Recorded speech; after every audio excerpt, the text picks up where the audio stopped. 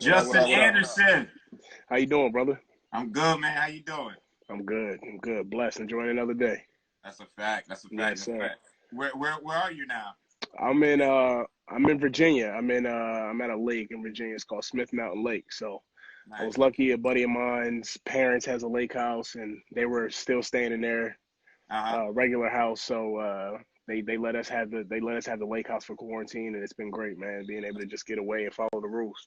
That's amazing, bro. That's amazing. That's amazing. How you doing during this quarantine?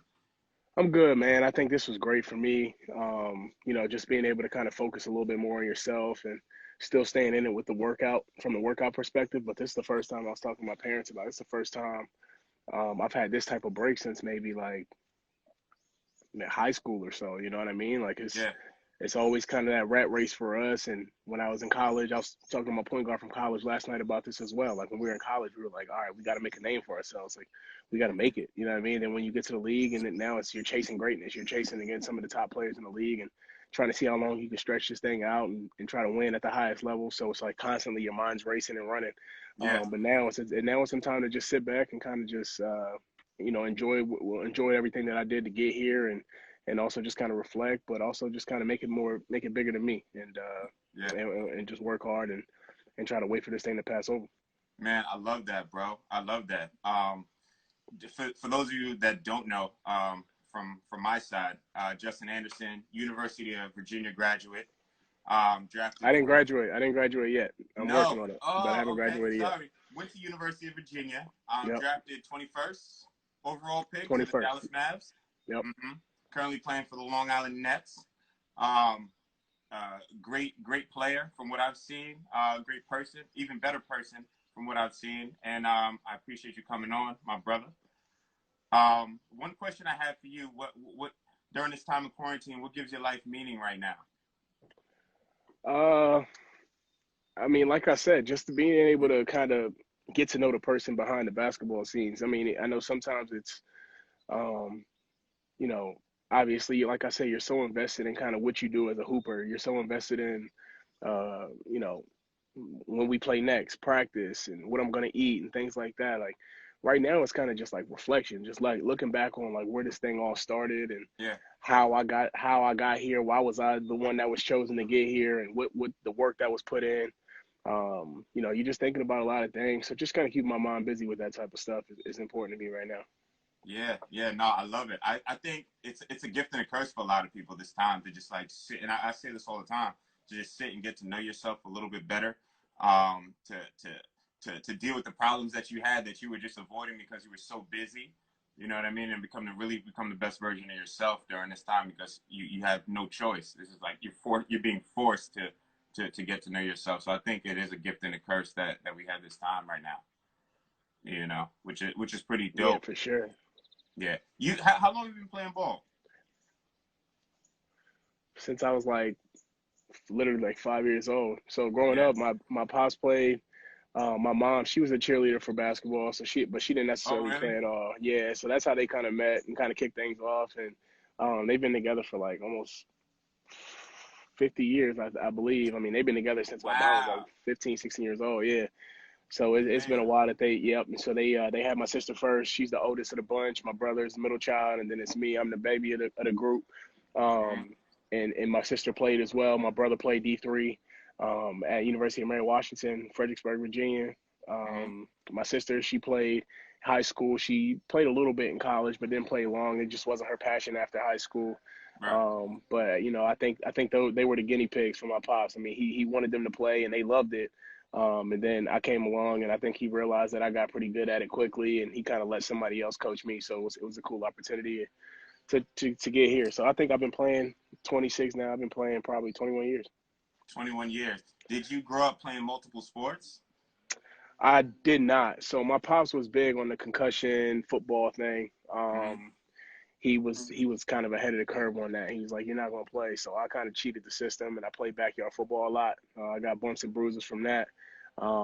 We had a big field. Me and my boys. My best friend growing up, Zach, was multi-sport athlete. He played basketball, football, baseball, but my pops wouldn't let me do it. So he always was into basketball. He's like, "You gonna play basketball, like, whatever." So I mean, and that was my passion anyway. Like I loved the dunk contest and Mm-hmm. All-Star weekend and things like that. And then as I kind of started getting away from the glamour of the game, the dunking, I love the dunking part of the game. That's all I cared about when I was younger. And then once I once I kind of got away from that, LeBron was kind of coming on the scene, and that's when I became like a huge team like LeBron fan. So I started understanding the dynamic of basketball. I kind of learned the game through watching how he kind of sees it through his lens. So that was good for me. Yeah, man, it takes a great deal of focus to make it to the next level, and just to play any sport in general. Where do you feel like you develop your focus? Uh, a lot of things for me go back to parenting. Like I had great examples. I had great examples as parents. Like I said, they're still together after all of this time. Um, my mom has been working the same job for 32 years. My pops is kind of he's always been the one that's like, all right, we got basketball. Like we'll drive wherever. Like we would drive to Florida every single year for nationals, or even before that, he was big and just hopping in the car and let's ride. If it was for the family, if it was to benefit the family, from a sports, mental, whatever, like we always got in the car and rode, which kind of allowed us to kind of spend that. We were like forced to spend that time together in the car and, Yeah. always up under each other. I come from a very small town, Montrose, Virginia. It's Mm-hmm. not that many people in the town. A lot of people know that, but all of that kind of drives your focus. Like, I mean, there's nothing else better to do. It's kind of like right now in quarantine. I mean, this was my life growing up, in the house all summer outside. All you could do was play basketball. You know, parents made ends meet. They Mm-hmm. worked so hard to kind of create for us and put food on the table for us. And another thing, another quick story is like I remember me and my brother actually we were young. My pops was a construction worker, so he used to have us work and do some stuff like that when we were younger.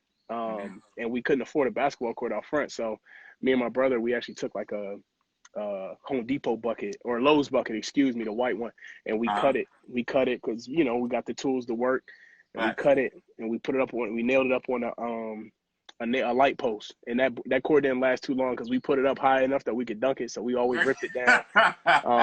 It was no jump shooting, so it was always just like one on one with that. And then I think my pop kind of saw that, like, all right, like they really rock with this. So I'm gonna invest in a basketball court. So all of the thing, everything, and these are the stories that I kind of get to think of right now of Yeah. what it took to get here. But Yeah. that's where the focus comes, man. It's like I knew that it was a lot of sleepless nights and a lot of worrying nights of like, who am I gonna become and who do I want to be because this lifestyle is not what I want. I want to try to create more for me and my family, and that's where that hunger kind of came from. But that's also where that level of focus came from. I don't really need anything else. I don't need anybody else. Mm-hmm. I don't need your motivation. Like it's kind of just trying to fill my story that I see.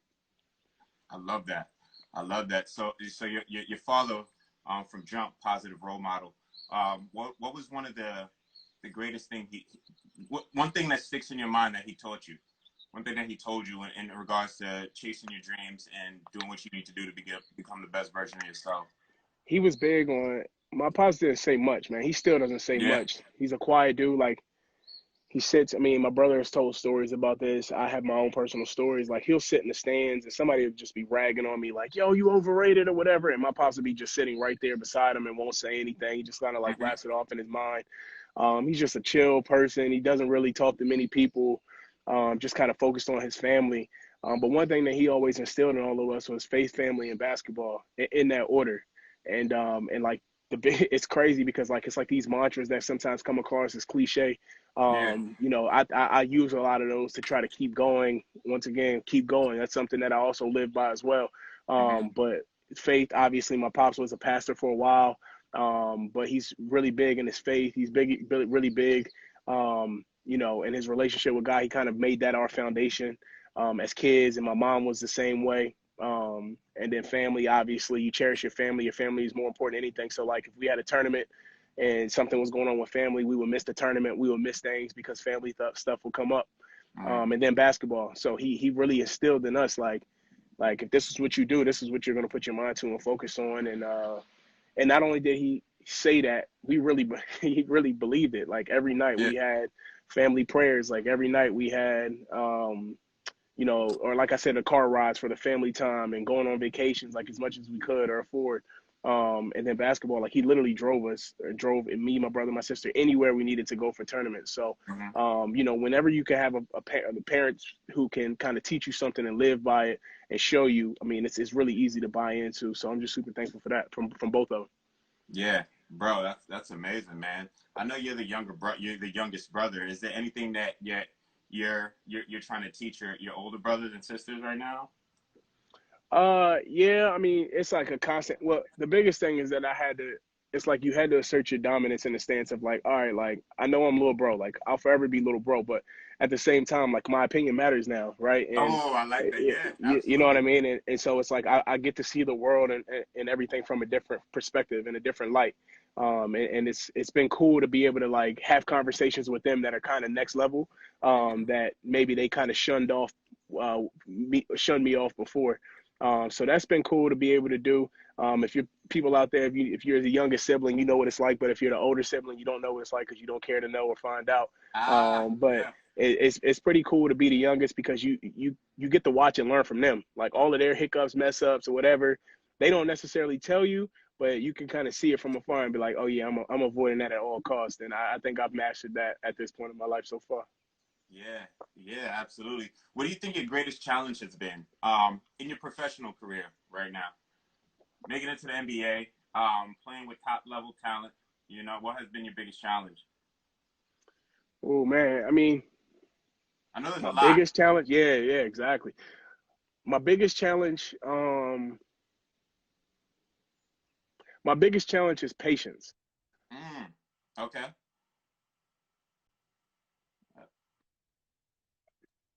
Like you just want it. And sometimes when you want it so much, you're willing to do anything that it takes to rush it.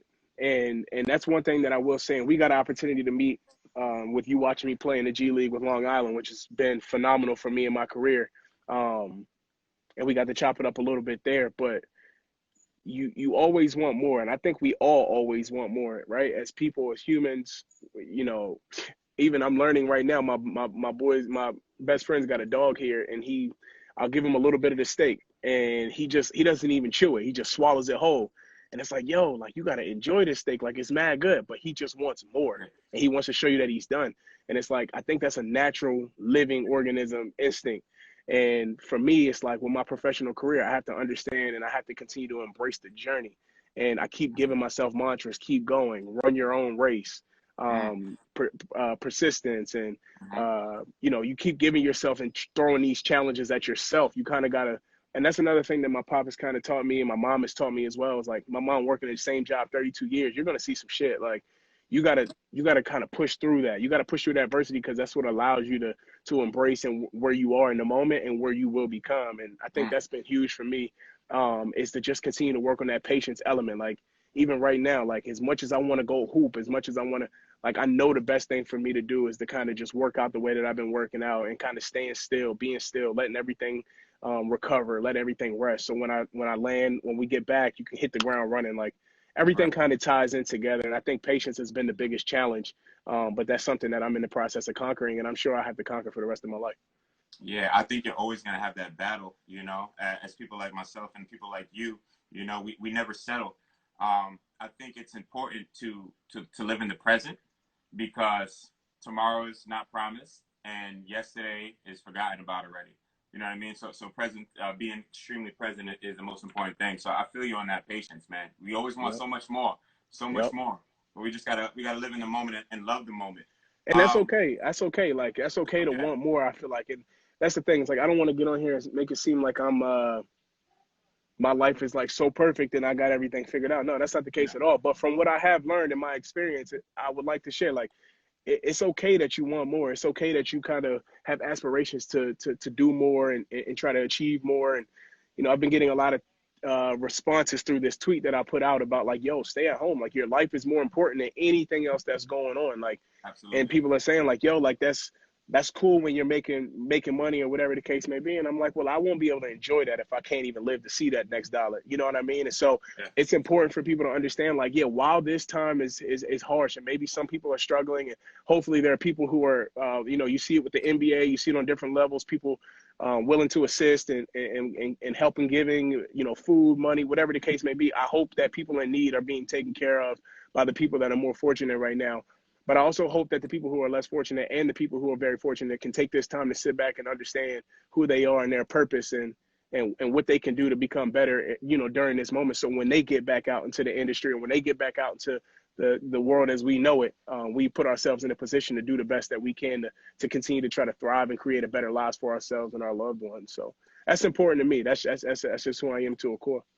Yeah, yeah, absolutely. I know playing sports your entire life, games and things like that, and showing up, it comes with a great deal of fear, right? We're in a time of uncertainty right now. A lot of people are scared. What are some of the things that you do to get over your fears?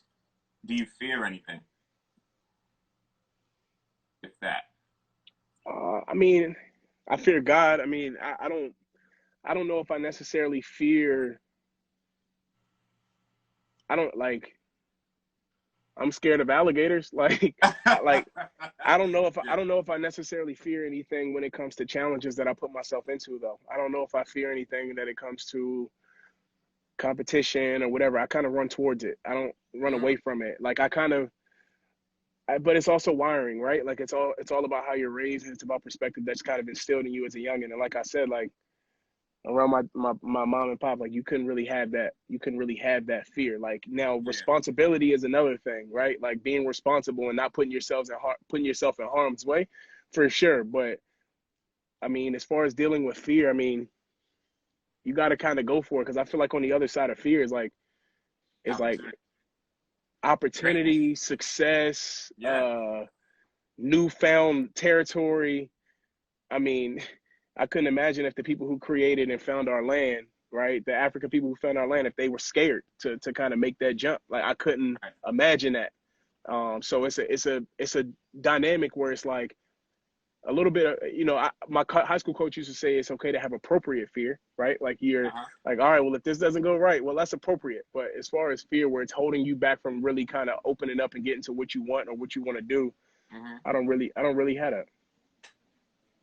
That's amazing. That's amazing. I mean, I know a lot of people watching this, like, they're scared. They're scared of success. They're scared of becoming the best version of themselves because of what might happen or what might not happen.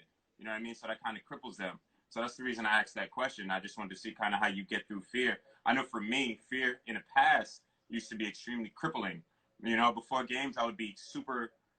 I would mistake it as fear, but I was just anxious Yeah. to play the game. You know what I mean? Yep. But that would cripple me, and that would bring me back from being my true self. So I think that was a great answer. One thing I had for you, and I know you've dealt with a lot of coaches. You play AAU too, right? Yep. For sure. What was one of the best things, or the greatest things, or the most memorable things that you remember that one of your coaches had taught you? From AAU or just my young basketball You know career? what? In life, and any coach in life, aside Man, from I your got a father. lot, man. I've been fortunate. I played for Boo Williams. I think is the best program on the East Coast, in my opinion. If you ask me, I played for Montrose Christian under Stu Vetter, Uh-huh. who's a phenomenal coach, a legend. If you ask me, Tony Bennett in college, great coach, legend. If you ask me, those guys drop gems. I mean, they drop gems constantly. Yeah. One of my favorite is it's a lot, man. But one of my favorite is my high school coach used to have these slogans. He would have a practice slogan, will have an offensive emphasis and a defensive emphasis. And I think he got it from Dean Smith at North Carolina. Mm-hmm. And he ran our high school like a college program. And if we didn't know our slogan, and we would run upstairs, we would do these laps, right? We had like 5 laps every day. And then we'll come to the circle and we all have to clap at the same time. And then when he like stops it, like he's a music instructor, when he stops it, like everybody's supposed to stop. And if you had the one extra clap, he's looking at you like out of the corner of Uh-huh. his eye, like. And so, it was like a militant style of situation. And one of the quotes or slogans that will always stick with me is, "It's amazing what gets accomplished when no one cares who gets the credit." And when I Ooh. and Ooh. Coach Bennett at I UVA has a like that. lot of great ones. He has a lot of African proverbs. He has a lot of great ones. Coach Boo was hood style coaching, so I got Yeah. it's that's different at AAU. But my high school coach, when you're like when you're talking about molding years, my 4 years in high school, when he said that, like we're all looking at each other like, all right, y'all make sure y'all know the slogan. But when he said that one, I was like, that's what really takes good teams to great. That's what really wins championships. And you can also apply that as I got older. You can also apply that to life, like relationships, Yeah. wedlock, when it comes to children. Like it's amazing what can get accomplished when no one cares who gets the credit. And I think I still take Mm. that one And I run with that to the death of me, because it's like, if one person eats, or if the team eats, we all eat individually. Yeah. And I was a victim of that. Not a victim. I shouldn't say victim. That's a negative connotation. But like, I was a part of that when it comes to college basketball. We won at the highest level. Were there players in college that were more talented than me when I was coming through? Maybe. Do I believe that I was more talented? Absolutely. But also my team winning, my team playing the game the right way. It Mm, allows people to kind of see that, like, you know what? Okay, this person can fit in what we're trying to create here, right. because he understands how to play the game and win. So that's one of the things that really drove me as a youngin. And that's why I want to win a championship at every level. I've won at the first two. Now I want to win at the highest level. Yeah. Yeah. And how old are you now, Jay? 26.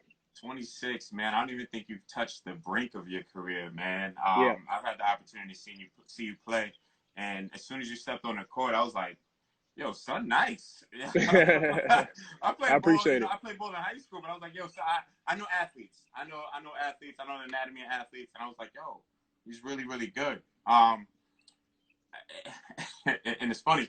I know you give back to the community a lot through your teams. What are some of your favorite memories of some of your volunteer efforts? Mm, You want before you even answer that? I have a friend. I don't even know if he's watching right now. Tony Williams, Anthony Williams. He's always at the games. You actually did a video oh, for yeah, yeah, yeah. yeah, Yep. for his son. He talks about you all the time. He's like, man, I love that guy. That's my son's favorite player. Da da da da. He also owns Cans for Cancer, Pink Cans for Cancer, and he always talks about you. Um, and he always says that you're the type of person that always gives the fans a high five. Or you're the type of person that always acknowledges fans. All right. So during your volunteer efforts, during your volunteer opportunities, what was something that stuck out for you? Well, I mean, I'm super appreciative of the nice words from him. And I once was that kid. Like, I Yeah. was that kid that I didn't know that NBA players were real until Terry Porter came to a town of 350 people. Yeah. And, you know, we didn't really have cable to just turn on the TV and watch every game like I do now. But when Terry Porter came, I can remember exactly what shirt I was wearing. I remember exactly what shirt he was wearing. I remember his bald head. I remember how tall he was, because I was like, yo, like, they real. Like, Yeah. this isn't just like some, like, because you remember LimeWire and FrostWire and all of that. Yeah. Napster, all of those. Yeah. So me and my brother Airshare. used to download mixtapes and like All Star Weekend and stuff through LimeWire. Mm-hmm. And sometimes you like let a lag or whatever. It was like kind of our YouTube, and I'm like a YouTube. I love YouTube. Like, I look up everything. Um, but that's when I realized it was real. And so for me, it was like, that was absolutely a part of why I was able to achieve what I wanted to, because like I could see it, I could Mm. feel it, I could touch it. And so for me, it's like, yeah, like, all right, parents are a little fortunate to have your kids sit courtside and everything. That's cool. But at the end of the day, like, that kid is just dreaming at that point. That kid is just trying to figure out what they want to do. So for me, it's like, count me up. Like, I'm real. Like, yeah, let's, like, you know, you saw me score, you're cheering for me like I'm just like your superhero. But not only that, like, I can relate to you. I Yeah. am just like you. So that's important for me. But when it comes to giving back to the community, one of my favorites was actually kind of recently. I got the opportunity to give back to Children's Hospital. Like, when I was younger, I went through like I was in a hospital for like a week maybe, and it was, and looking back on it, I was just young and just going through what it was.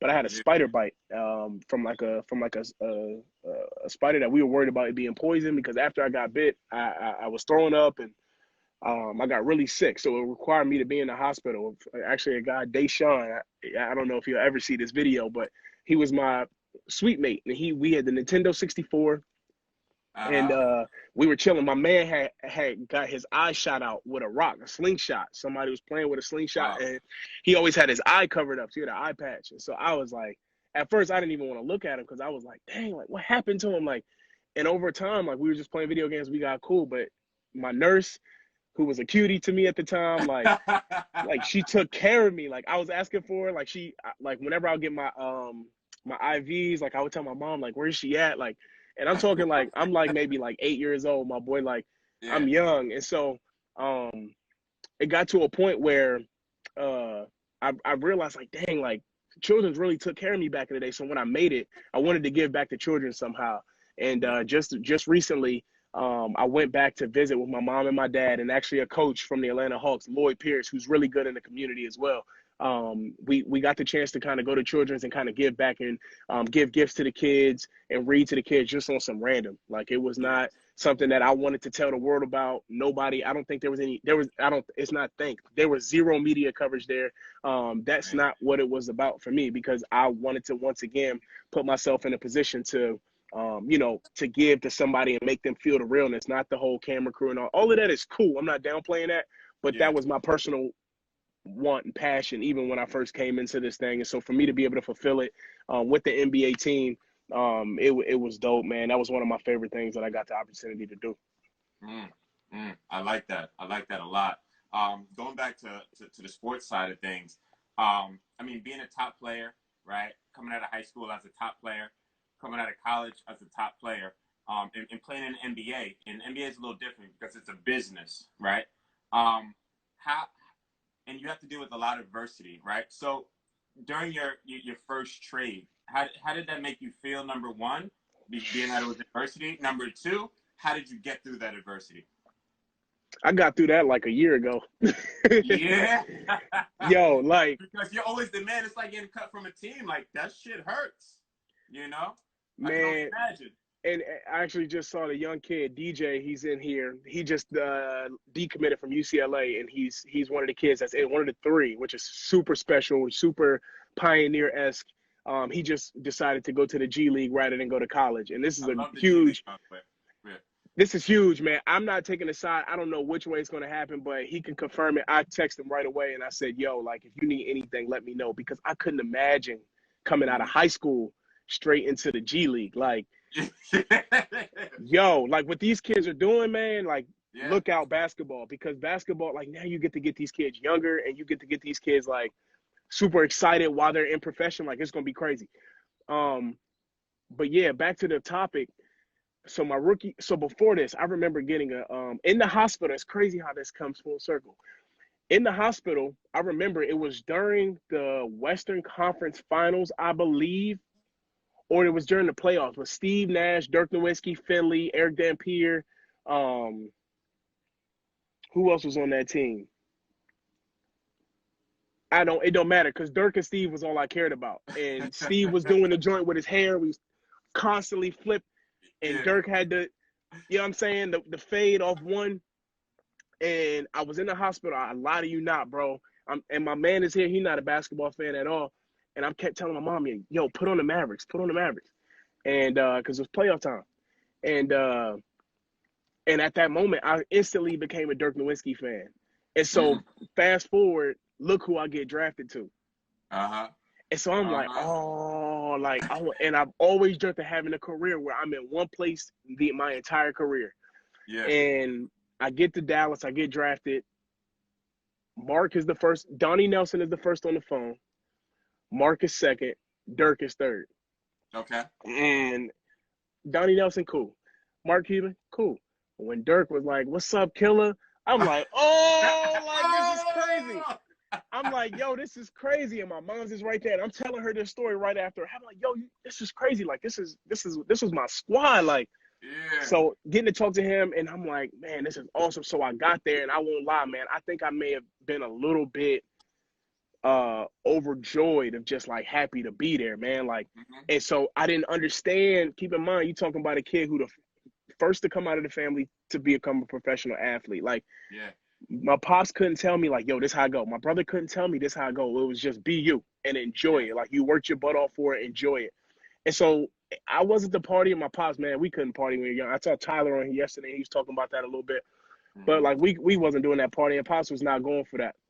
And so, you know, when I got there, it was more just about, like, just happy to be here, like, happy-go-lucky, saying what I want, moving around how I want, whatever. I'm going to be here forever. I remember at the time, like, looking for houses. I'm like, yo, I think I might live over here. Like, this house is crazy. So fast forward, boom, I find out that I'm going to get traded with one of my vets, my OG to this day, Darren Williams. He got they bought him out. This is when he went to Cleveland to finish the year in Cleveland, Eastern Conference Finals champion and all of that. And I remember, like, after they bought him out, I went to his house. I got a haircut. His barber was there. I was like, man, this is crazy. Like, I'm gonna miss you, bro. Whoom, whoom, whoom.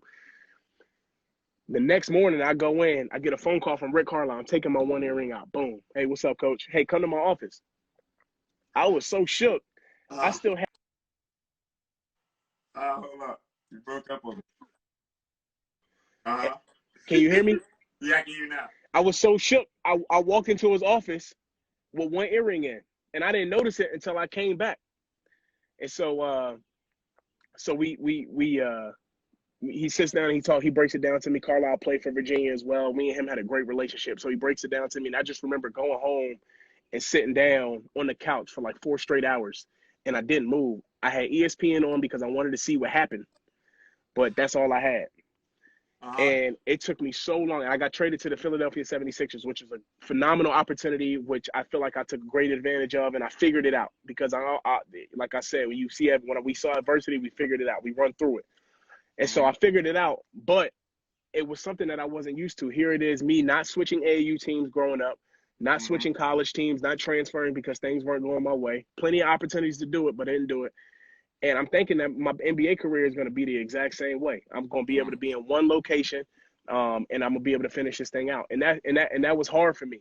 And the way that I got through it wasn't even my own strength. My pops calls me, and he's like, because I kind of vented to them about the whole process. And my pops calls me, he's like, "Are you crazy?" I'm like, "What you mean?" He's like, "Man," he's like, "Y'all crazy nowadays, man." He said, "Man, and this actually helped with the opportunity for me getting the G League later and things like that. I mean, this wired me a different way." He said, "Man, if I could have got the opportunity to play for cities and these fans, they love how you play, they embrace how you play hard, you do what you're supposed to do. Like if I could do that, it's like, man, I would love this, man." Like Yeah. I was like, I guess you're right. And like Dallas fans to this day are still following my career. Philly fans still following my career just because I gave them everything. Mm-hmm. But that's an example of how I try to turn adversity into triumph, if you will. But that was one of the hardest things. And like just as of late, I finally got to, I think it was a maturity level that I had to reach Mm-hmm. to allow myself to realize that like it's all gonna work itself out. You just got to keep going. You got to push through. And that's been the biggest thing that I've been able to try to work on now. That now it's like, all right, I'm actually glad that the trade actually happened because it's allowed me to think the way that I think now, and it's allowed me to help, young guys that come into the league and guys that are already in the league. It's my way to help them out, throughout the process. But at the end of the day, man, you still got to push for your goal. My goal is to still try to win at the highest level, and it may not be what I see right now, but Mm-hmm. I think it's going to happen because I'm going to keep going for it. Yeah. Bro, I got goosebumps right now, man. Damn. My fault, bro. My fault, bro. My You know, fault. But that's so good. I think sure, after basketball, man, you need to become a motivational speaker and tap into nah, that energy. nah, That's nah, no nah, joke, man. man. That's a great story, and I think a lot of people need to hear that. And I'm glad I'm recording this, and I can repost it, man, because a lot of people need, like, dealing with adversity is tough, but at the end of the day, it builds character. You know what I mean? And Absolutely. yeah, and it builds character, and you're going to continue to progress. What is what's Hey, something Josh, one stay thing right. that Josh, huh? stay right there. I'm gonna grab a charger really quick. Yeah, no, do your thing, do your thing. All I'm right. here. Guys, while he grabs the charger, if you guys have any questions, by all means, just put them in the comments. I'll make sure to ask them. Ask Justin of them. Let's see, we got Trey Young. What up, bro?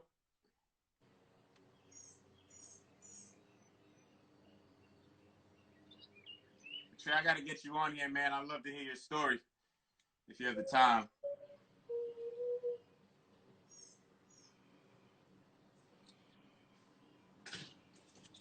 Whole time. Oh, Julia, was my hairline looking like? My hairline looking crazy right now. I got my cousin Julian in here. He actually went to University of Virginia too. He Oh, played Wahoo soccer Wah, though. Wahoo Wah. Huh? He would understand with that. He Yeah, understands he with that. played soccer up there. I mean, word. That's what's up. Wait, what you say? I missed it. He know what it is. What you say? I said he know what it is. I'm not gonna repeat it. It's a UVA thing. Yeah, I know nothing about it, man. It's I all don't know good. about it. I know he did his thing on the soccer squad. Though. I think he was there. You might have been a senior when he was a freshman or a sophomore. I left my junior year. You left your junior year. Okay. Yeah, So I'm yeah, not yeah. sure if, yeah, he was probably there too. I think you guys are around the same age. Um, So But yeah, man. at UVA we call it first year, second year, third year, and fourth year. And the reason why they say that is because they say that education never stops. So they don't like to put senior as if you're done. So that's just a little tidbit for if you ever needed to know or whatever the case may be. I love that. I love that. I love that. I love that a lot. So yeah. So what's something about yourself that might surprise other people or your fans that they don't know? Man, I don't know. I see you fishing. Do people Yeah, know I you don't think fish? that's no surprise. Yeah, I mean, I'm a country boy, so uh, I see hairline. No, not happening. Yeah. I'm a country boy, so fishing, four wheelers, and all of that for sure. What I eat chitlins. That's something that Oh, I love poker. Dame is in. okay. I love poker. I'm a big poker player. Like I want to maybe play at a decent level. I don't want to play on the series, Mhm. uh, but I like to play cards, boo-ray, tunk, spades. I don't know. I don't know what people don't. If you don't know it about me, I don't think you're supposed to like. You know what I mean? Like, I don't know. Okay. Okay. And another question: what does success look like to you?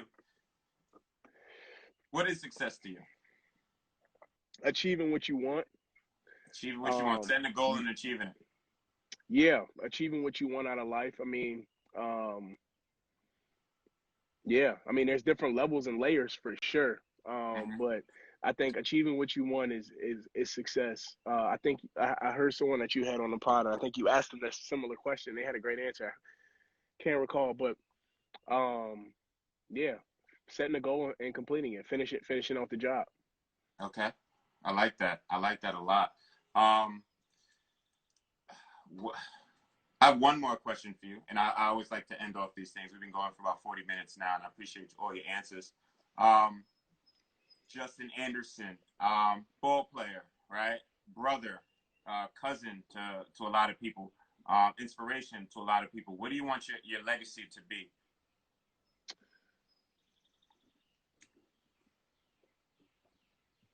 I want to be when it comes to sports, winner. You Um, know, okay, I like that. But when it in comes life, in like life, after yeah, sports, yeah. what's your legacy?